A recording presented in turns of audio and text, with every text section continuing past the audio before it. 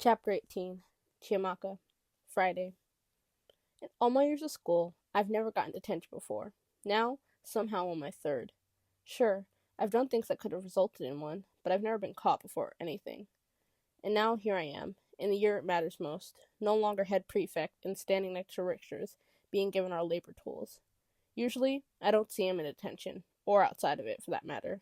But today, Ward took us both to the same classroom, handing Devon the trash picker for outside and giving me the gum scraper for inside. I almost feel sorry for Devon. It's raining pretty badly. No talking, Headmaster Ward says, giving us one last look before exiting the classroom. Richards quickly moves towards the door, but I stop him, placing my hand on his shoulders before he can leave. I'm relieved that I've managed to catch him in time. I've tried to talk to him in the past 2 days, but I barely see him at school. He hardly goes to his locker, doesn't hang out in the cafeteria either. And when I do see him, it's like he can't wait to get away from me. He gives me a what look, but I press my finger to my lips, waiting for the sound of Headmaster Ward's office door. Slam. There it is. What? He finally says. I let go of him, walking up to the classroom door and shutting it gently. I turn back to look at him. We're getting rid of Aces. His eyebrows furrow together. Getting rid? Taking them down. I've been working on a plan, and this is what I know. 1. Aces has to be a student here, because I know things only a Nevaeh student could, and have access to places only a student does. 2. They are following me, us, to watch what we do and document it. 3. They're clever. Very clever. 4. They seem to have a reason to want to take us both down. Yeah, I figured. I didn't know I was important enough to take down, though, Devon says. Not going to lie, I was thinking the same thing. I'm being objective here. Most people had no clue who Richards was before all this started. Apparently you are.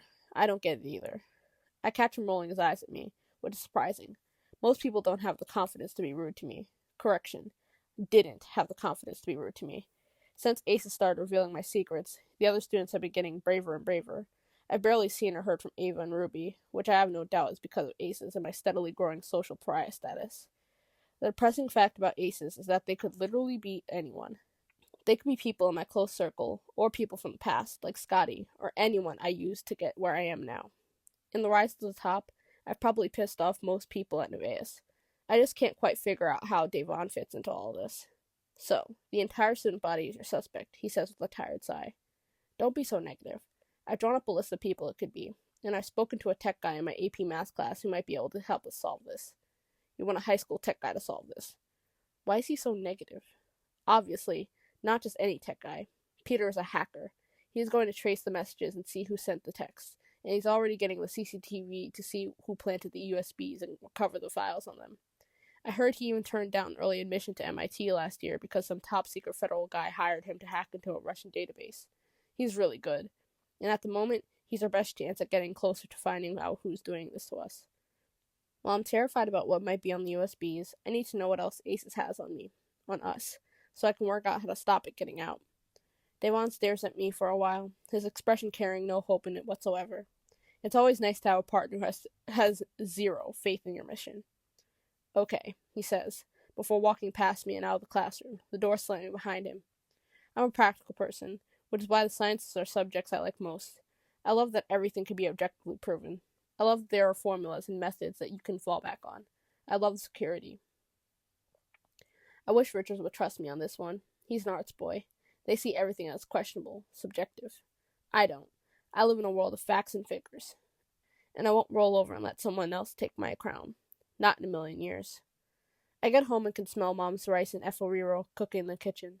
With their busy schedules, it's rare for both Mom and Dad to be home, so I'm a little taken aback at first when I hear them talking in the distance. Whenever they are both home, they like cooking together and bonding, which is nice and all for them, but I'm not in the mood for rice or idle chit-chat. Mom, can I order pizza? I ask, walking up to the door.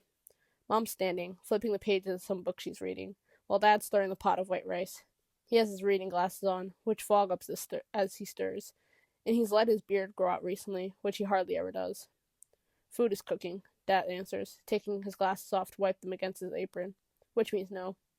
Starting an argument over this isn't worth it, so I go upstairs to my room, throw my bag down, and throw myself onto my bed. I'm about to text Peter to ask him if he's found anything yet when my phone buzzes. Finished today's round of child labor yet? B. I smile. Belle and I have been growing close since she confronted me on Tuesday. I wonder why I disliked her so much in the first place. Thankfully, now I'm in the comfort of my bedroom, about to watch Pretty in Pink. What's Pretty in Pink? B. One of the greatest movies made. Then why haven't I watched it? Chi, you're failing as a friend by not forcing me to watch it. B. Friend. You should come over. I should. B. See you soon. Throwing my phone down, I hurry around my room, shoving clothes in my closet and looking around for imperfections before rushing downstairs to the kitchen, where my mom is now chopping and my dad is next to her, blending. Belle's coming over, I tell them. Dad looks up. Who's Belle? Pretty blonde who came over last week, Mom says before I can. Ah. They glance at each other, doing the thing when they have their secret soulmate meeting without speaking. Mom laughs. So true. Mom, Dad, can you stop talking in each other's heads for a moment? Am I allowed to order pizza now that my friend is coming over? Why can't you eat effo like we are? Mom asks. The truth is, I don't want to make Belle uncomfortable, which I feel bad for even thinking, because it's not like I'm ashamed of being Nigerian. Honey, what if she can't handle the spice? Dad says. Ah, she's an Oyinbo. I forgot not every Oyinbo can handle spice like you. I bet you can't. I bet I can. Dad's arm wraps around Mom and I look away, erasing this moment from my brain. Chiamaka, the effo's almost ready. I'm sure your friend will love it. That was really nice, Mr. and Mrs. Adebayo, Belle says. Dad looks at me, his thoughts seeping through his expression like, see what we told you? I rolled my eyes at him, one with a smile. Okay, so Mom and I will tidy up. You guys go and hang upstairs. Dad is doing his I'm a cool dad, I promise voice. Belle follows me to my room, where she immediately takes a seat on my bed comfortably, like we've been friends forever. I like that there isn't the need to be too weird around each other, even though I'm still scared my room isn't clean enough. Her Camp Nevaeh shirt glimmers under the dull light of my room.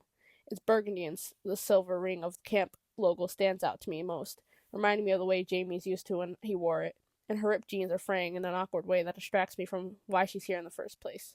So, Pretty in Pink? Belle's voice snaps me out of my thoughts, and I realize I've been staring at her way too long. I sit down on my bed, opening up my laptop. Prepare to have your heart broken. And if it doesn't break? I raise an eyebrow at her. If it doesn't, you're not human and this friendship is over. Okay, but do you have enough tape to fix me if I'm broken? My stomach flips and my heart does its thing. Belle's face goes red. That was incredibly cheesy. Sorry. I shake my head. I'm used to cheese. Every movie in my top 10, if you discount the Marvel films, should be renamed Cheesy Movies 1 through 10, I say. She smiles, her cheeks still flushed. It is quite cold in here. I should probably offer to turn the heat up. I would never peg you as a rom-com girl, Chi. Jamie said the same thing to me once. I spent so long building up an image of myself at school, an indestructible two-dimensional mask, that I forget sometimes it's only me who sees behind it, sees who I actually am.